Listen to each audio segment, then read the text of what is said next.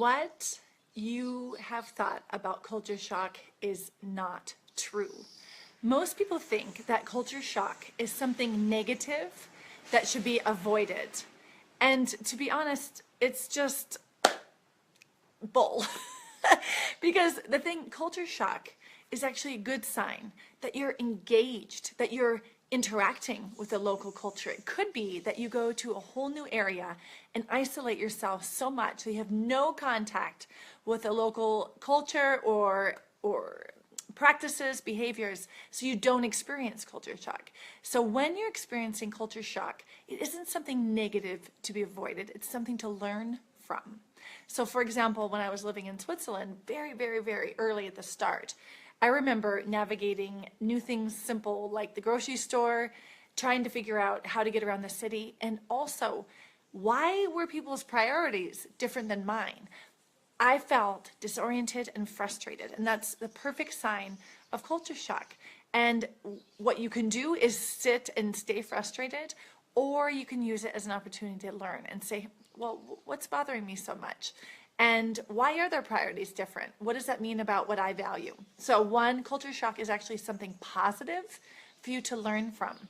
The second thing is good about culture shock. When it feels negative, it's like a sign for you to put the brakes on.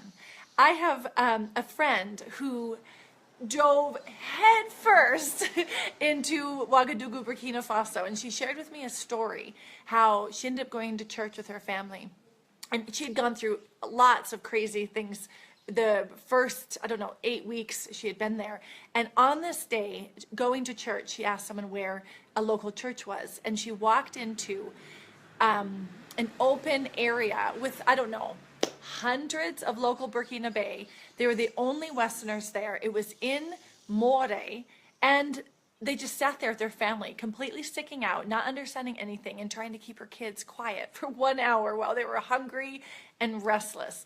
And I said to her, okay, is this the time to go deeper, deeper, deeper into the local culture, or are you feeling fatigued?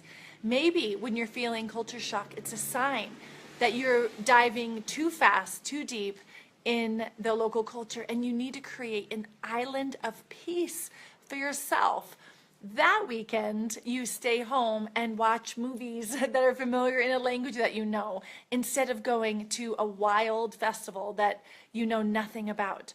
So use the culture shock as a measure of, am I going into the culture enough to keep me on my toes and learning, or is this a little too fast and I need to put the brakes on? So debunking the myth that culture shock is something negative to be avoided. If you want to learn more, go to my podcast on Expat Happy Hour, where I debunk 3 myths of adaptation.